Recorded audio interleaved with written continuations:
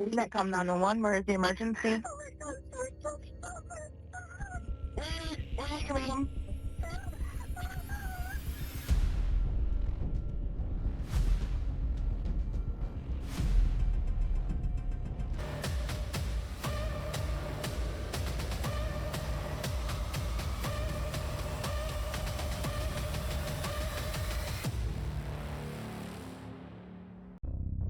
Gregory y Michelle Williams vivían en Keller, Texas. Desde fuera, cualquiera podría haberlos catalogado como la típica pareja sólida, con años de matrimonio y una vida tranquila. Sin embargo, la realidad era muy diferente. Apenas llevaban 4 años casados, y ambos arrastraban el equipaje de 2 matrimonios fallidos anteriores. Michelle era madre de 3 hijos de relaciones previas, una hija y 2 hijos, mientras que Gregory tenía una única hija de su primer matrimonio. Michelle, originaria de Dallas, Texas, tuvo una infancia lejos de ser ideal. Creció junto a su hermana menor, Laura, y ambas enfrentaron grandes dificultades cuando su madre abandonó a la familia en busca de una vida mejor. Michelle y Laura quedaron bajo el cuidado de su padre, quien, a pesar de su esfuerzo por trabajar en construcción y criar a 2 niñas, se encontró con retos enormes. Michelle tuvo a su primer hijo a los 18 años y a los 24 ya había experimentado 2 matrimonios que terminaron en fracaso. Su vida fue un ir y venir constante de desafíos. Para sostenerse, trabajó duro, incluso desempeñándose como bailarina exótica y teniendo 2 trabajos al mismo tiempo. Por su parte, Gregory creció en un hogar marcado por normas estrictas y disciplina, valores que lo impulsaron a convertirse en un exitoso hombre de negocios gracias a su enfoque y perseverancia. La historia de Gregory y Michelle comenzó en 2007, cuando sus caminos se cruzaron en una sala de chat en línea. Poco después se conocieron en persona en un club local y la conexión entre ellos fue instantánea. La relación avanzó rápidamente y no mucho después decidieron casarse. De su unión nació Makayla, la niña que se convirtió en el centro de su universo. La pareja realmente creía que había encontrado la felicidad. Además, su situación económica parecía sólida. Vivían en una enorme propiedad de 5 acres y disfrutaban de un estilo de vida lleno de lujos, con todo lo que el dinero podía ofrecer. Sin embargo, no todo era color de rosa. Los hijos de Michelle continuaban visitándola con frecuencia, aunque su relación se había vuelto tensa con el tiempo. Su historia de numerosos matrimonios y su aparente búsqueda de parejas más estables generaron cierto resentimiento en ellos. Algunos sentían que Michelle intentaba borrar su pasado o alejarse de él. Con Gregory las cosas tampoco fluían. Aunque él intentaba ser amable, los hijos de Michelle lo percibían como alguien distante, arrogante y poco sincero. En 2011, Gregory y Michelle decidieron lanzarse a un nuevo proyecto, abrir una yogurtería llamada Blueberries. La idea no solo buscaba fortalecer su economía, sino también asegurarse de mantener su lujoso estilo de vida, ya que las deudas de las tarjetas de crédito empezaban a acumularse peligrosamente. Para su fortuna, el negocio fue un éxito casi inmediato. Con el dinero extra, comenzaron a planear la construcción de la casa de sus sueños. Todo parecía estar saliendo perfectamente, hasta la mañana del 13 de octubre de 2011. That come 911, where is the emergency?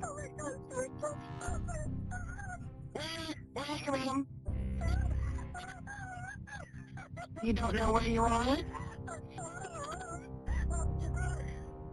Take a deep breath.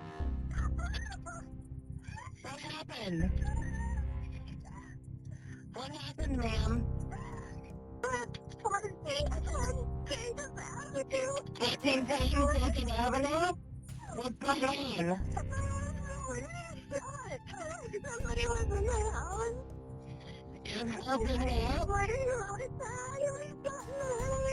Your husband was shot in the head? We've got an ambulance coming to you as well, okay?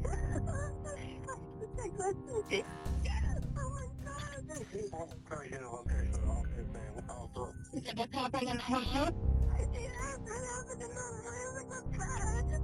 What happened to your dog? Will he do it to himself? No?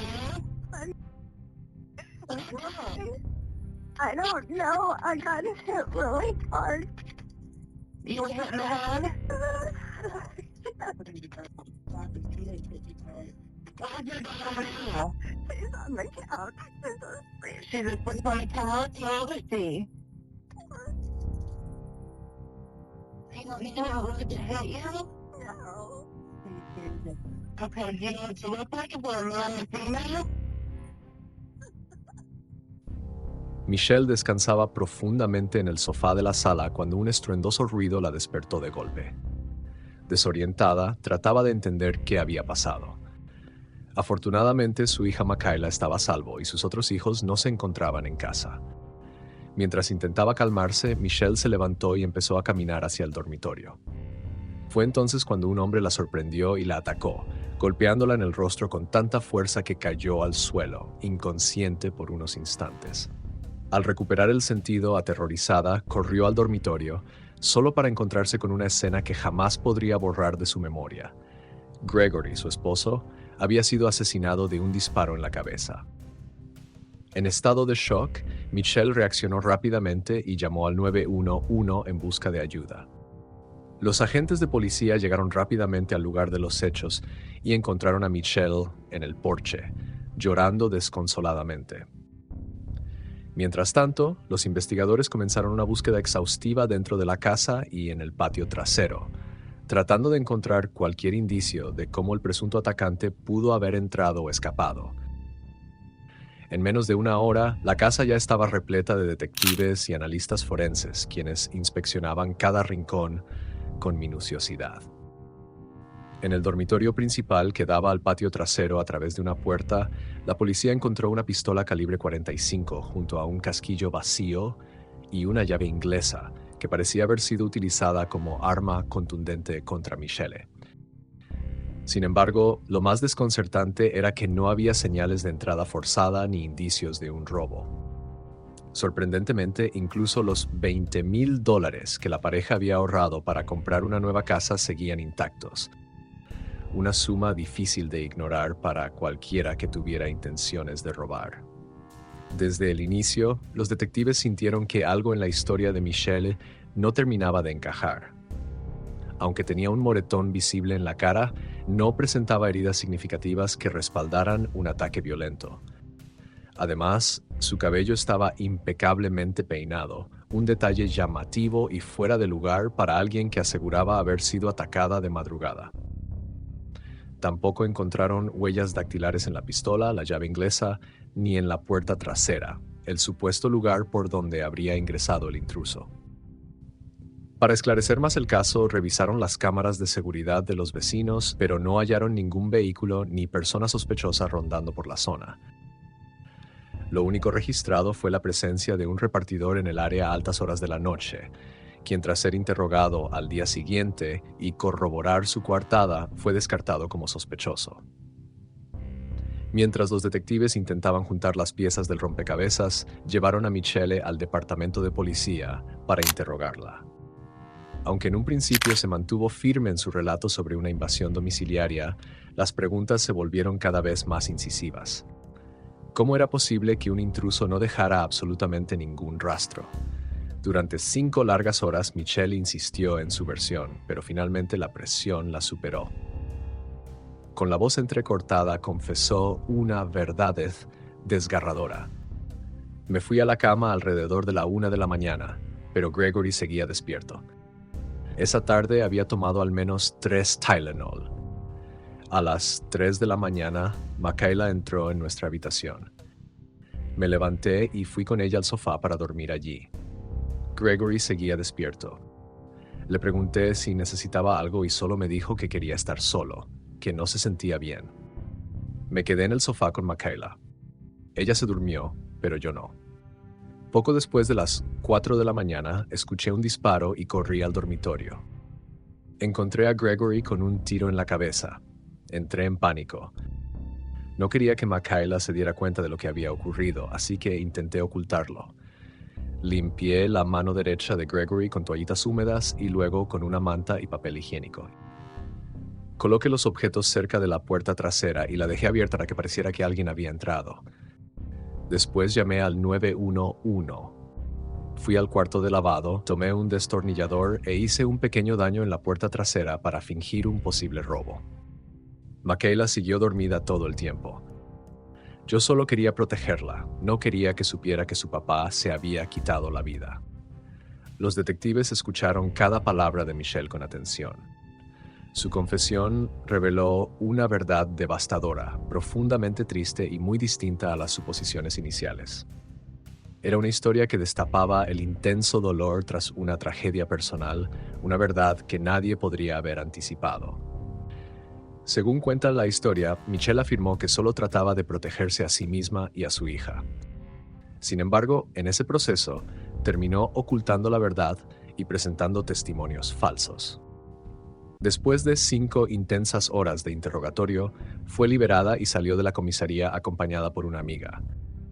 Pero a pesar de su libertad, seguía siendo la principal sospechosa, lo que llevó a la policía a mantenerla bajo una estricta vigilancia.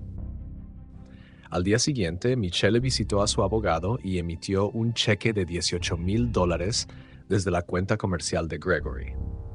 En un principio se asumió que este dinero sería para cubrir los gastos del funeral, pero sus planes eran completamente distintos. Michelle no organizó ninguna ceremonia conmemorativa ni asistió al entierro de su esposo. En vez de eso, decidió llevarse a sus hijos de vacaciones a Grapevine, Texas, buscando escapar del caos y aclarar sus pensamientos. Cuando regresaron, Michelle parecía estar retomando su vida como si nada hubiera sucedido.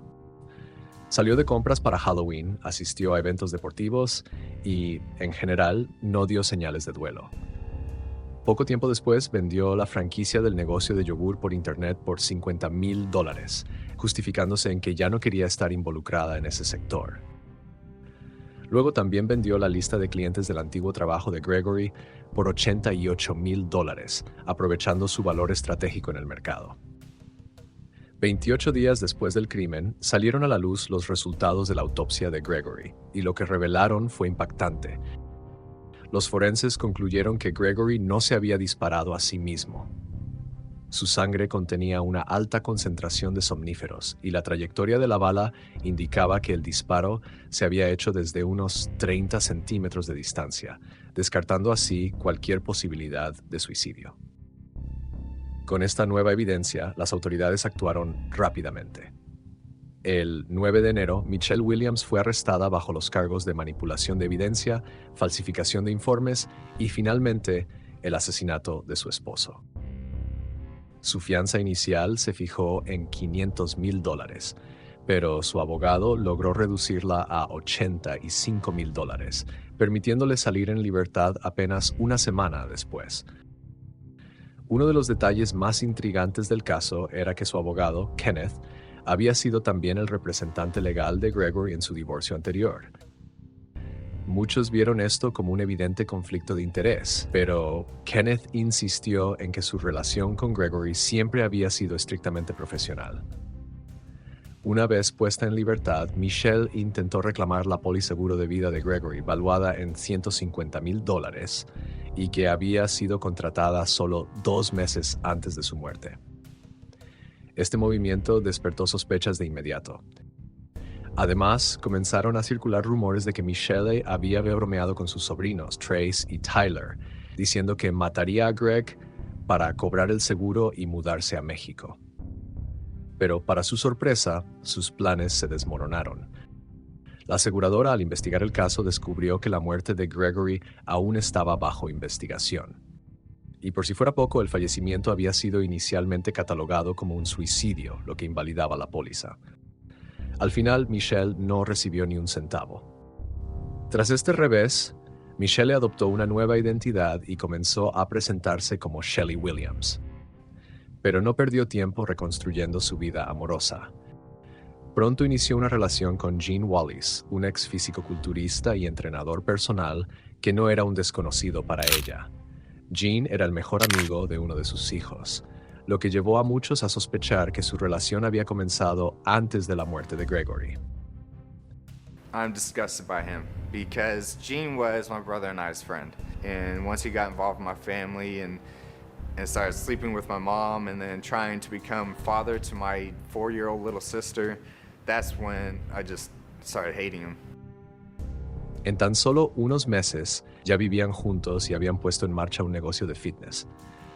Fue entonces cuando Michelle obtuvo el apodo de la Viuda Negra. Aunque trataba de pasar desapercibida vistiendo ropa holgada para esconder su tobillera electrónica, no podía evitar captar la atención. A medida que se acercaba el juicio, Michelle hizo un cambio de imagen. Dejando atrás su apariencia llamativa, optó por un estilo más conservador. Sin embargo, a pesar de sus intentos por mostrarse bajo una nueva apariencia, los fiscales sabían que probar su culpabilidad sería un desafío enorme.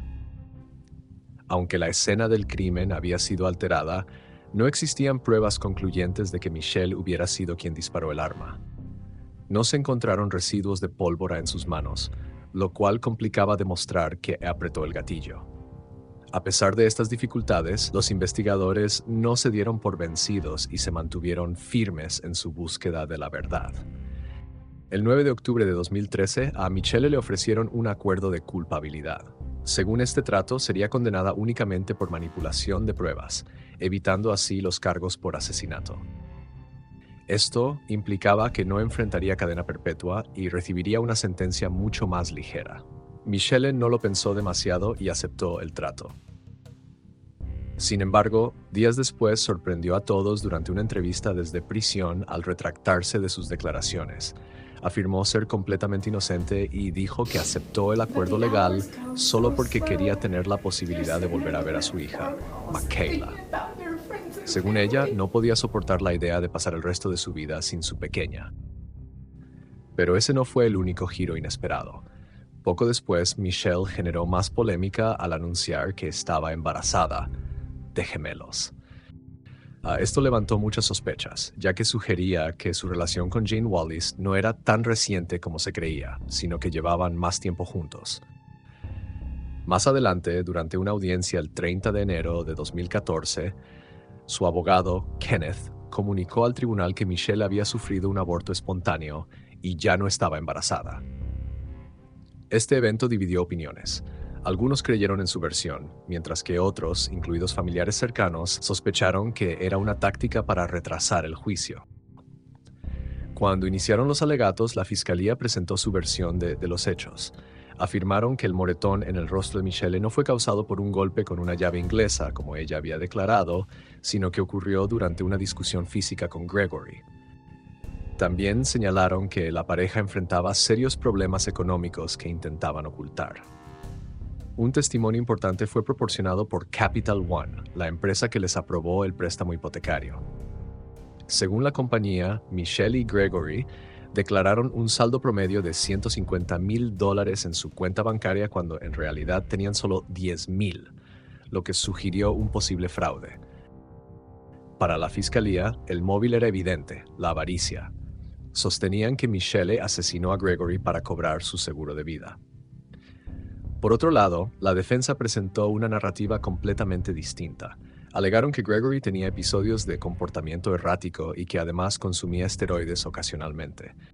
Según ellos, Michelle no tendría razones para asesinarlo, ya que él contribuía con ingresos importantes para la familia y era más valioso vivo que muerto. El abogado defensor, Clay, admitió que Michelle manipuló la escena del crimen, pero justificó que lo hizo para proteger a su hija del trauma de encontrar a su padre sin vida. El juicio dio un giro aún más inesperado cuando surgió una nueva y perturbadora acusación. La cuñada de Michelle afirmó que en 2010 ella había asesinado a su entonces esposo, Bryn. En su momento, la muerte de Bryn fue catalogada como un suicidio, aunque su exesposa siempre creyó lo contrario. Bryn fue encontrado muerto en su camioneta cerca de una torre de vigilancia en la autopista 34. Algo especialmente extraño fue que Michelle insistió en que su cuerpo fuese cremado, a pesar de que la exesposa de Bryn se oponía. Además, hubo inconsistencias en la trayectoria de la bala. Inicialmente se reportó que el disparo fue en su ojo derecho, lo que sugería que usó su mano derecha. Sin embargo, Bryn era zurdo. Más adelante, el forense corrigió el informe, indicando que la herida estaba en el centro de la frente, una posición más coherente con un suicidio. Después del juicio de Michelle, la investigación sobre la muerte de Breen fue oficialmente cerrada. Finalmente, tras solo 2 días y 7 horas de deliberación, el jurado llegó a un veredicto. Michelle Williams fue condenada a 60 años de prisión por manipulación de pruebas. No será elegible para libertad condicional hasta que tenga 74 años. En cuanto a su familia, su hija Makayla, ahora adolescente, vive con parientes, mientras que sus otros hijos han cortado toda relación con ella. Su hijo Andrew incluso escribió en Facebook que testificó en su contra y que no tiene intención de reconciliarse con su madre. Antes de terminar el video, queremos informarte que el video de la izquierda contiene contenido perturbador y está recomendado solo para usuarios adultos. Por otro lado, la lista de reproducción de la derecha está formada por videos que han sido muy apreciados por ustedes.